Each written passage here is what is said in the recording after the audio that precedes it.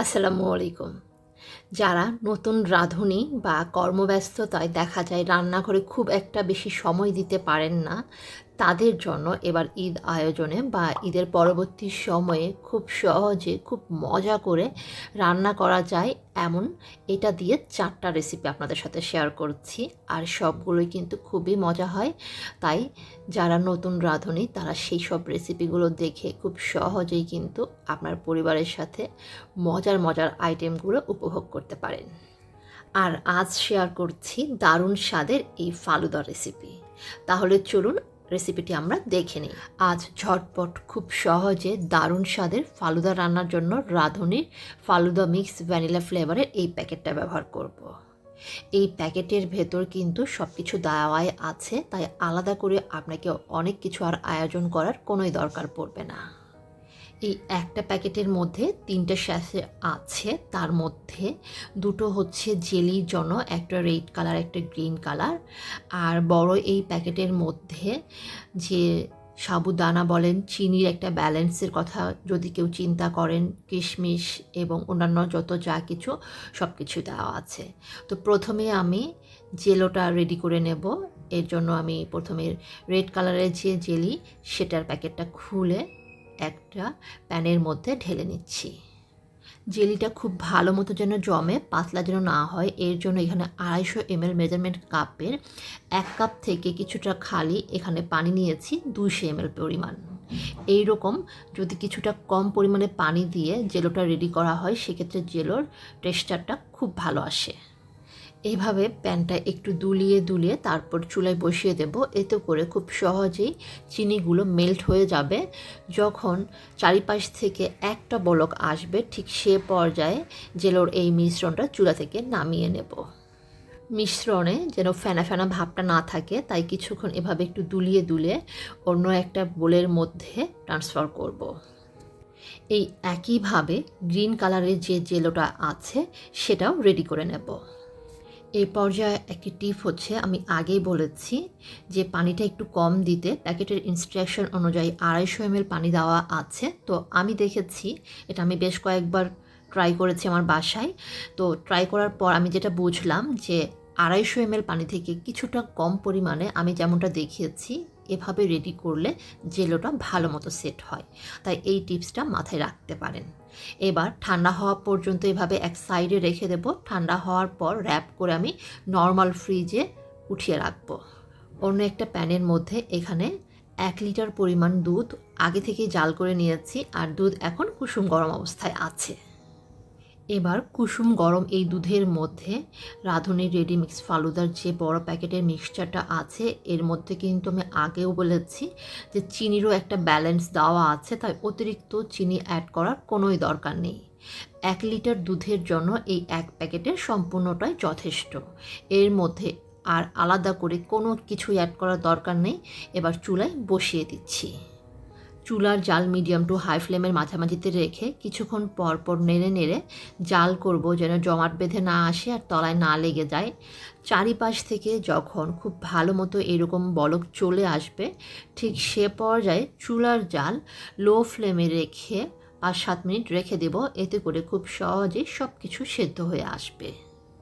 আর এই ফাঁকে এই মিশ্রণটা আরও রিচ করার জন্য এখানে অন্য একটি বাটির মধ্যে আমি 1/2 কাপ পরিমাণ ফুল ক্রিম পাউডার মিল্ক নিচ্ছি।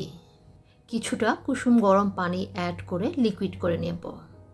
প্যাকেটের ইনস্ট্রাকশন অনুযায়ী এভাবে আলাদা করে কোনো প্রকার full cream powder milk add করার কথা বলা নেই। তবে আমি দেখেছি যে এভাবে অ্যাড করলে ফালুদার মিশ্রণটা আরও বেশি রিচ হয় আর খেতে আরও মজার হয়। তাই যারা আরেকটু রিচ করতে চান তারা এই স্টেপটা ফলো করতে পারেন। লিকুইড দুধটা অ্যাড করে দিচ্ছি, আর এ পর্যায়ে চুলার জাল আরেকটু বাড়িয়ে জাল করব। আর এতক্ষণে কিন্তু সব কিছু সেদ্ধ হয়ে গেছে, তবে যেহেতু আলাদাভাবে আরও খানিকটা লিকুইড দুধ অ্যাড করেছি তাই আরেকটু ঘন হওয়ার জন্য চুলার জাল বাড়িয়ে জাল করব। এটা নির্ভর করবে কতক্ষণ আপনি কেমন টেক্সচার পছন্দ করেন, কেমন নামাতে চান তার ওপর। প্রায় 4-5 মিনিট জাল করার পর এরকম কিন্তু বেশ খানিকটা ঠিক হয়ে এসেছে। আর এখন যেমনটা মনে হচ্ছে এটা নামানোর পর কিন্তু ঠান্ডা হওয়ার পর আরও খানিকটা ঘন হয়ে আসবে। তাই আমি এমন অবস্থাতেই চুলা থেকে নামিয়ে ফেলছি। কিছুটা ঠান্ডা হওয়ার পর সার্ভিং ডিশে আমি ঢালছি, আর দেখেন এটার ঘনত্বটা কতটা রিচ হয়েছে, অসম্ভব মজার। আর আমি কতটা ঠিক বলেছি রেসিপিটা ট্রাই করলে আপনারা বুঝবেন। আলাদা করে আমি এক গুঁড়ো দুধ ছাড়া অন্য কিছুই অ্যাড করি নাই, এর মধ্যে কিন্তু ফ্লেভার থেকে শুরু করে সব কিছু অ্যাড করাই আছে। তারপরে একটা টিপ হচ্ছে, কারো কাছে যদি চিনির পরিমাণটা বেশি মনে হয় সেক্ষেত্রে একটু লিকুইড দুধ দিয়ে পাতলা করে জাল করতে পারেন, সেক্ষেত্রে চিনির ব্যালেন্সটা ঠিক হয়ে যাবে। আমি এবার র্যাপ করে নর্মাল ফ্রিজে ঠান্ডা হওয়ার জন্য রেখে দিচ্ছি, আর সব কিছু ঠান্ডা ঠান্ডা আপনাদেরকে পরিবেশন করে দেখাচ্ছি। জেলোটা নর্মাল ফ্রিজে রেখেছিলাম, আর দেখেন কত সুন্দরভাবে সেট হয়ে গেছে। প্রথমেই জেলোগুলো কেটে নিচ্ছি, আপনার পছন্দ মতো সাইজ বুঝে আপনি কেটে নিতে পারেন। এদিকে ফালুদার মিশ্রণটাও নর্মাল ফ্রিজে রেখেছিলাম, আর এখন বেশ ঠান্ডা আছে, আর সব কিছুই ঠান্ডা। ফালুদা তো অসম্ভব মজার, আর এটার টেক্সচার দেখেছেন কতটা লোভনীয় হয়েছে। তো আমি আশা করছি আজকের এই রেসিপিতে যারা ফালুদা তৈরি করবেন তাদের সবার কাছে খুব ভালো লাগবে। আসলে রাঁধুনির রেডিমিক্সগুলো আমাদের জীবনযাত্রার মান কতটা সহজ করেছে আর কতটা লোভনীয় করেছে, এটা কিন্তু আর বলার অপেক্ষায় থাকে না। জেলোগুলো অ্যাড করার পর আপনার পছন্দ মতো আপনি ফ্রুটসগুলো অ্যাড করতে পারেন। ফালুদাতে কলা তো অসম্ভব মজার লাগে, আপেলও। কেউ চাইলে শুধু কলা আর আপেল দিয়ে পরিবেশন করতে পারেন, তবে আমি কয়েকটা আঙ্গুরও দিচ্ছি, সাথে কিছু আনার দানাও দিচ্ছি।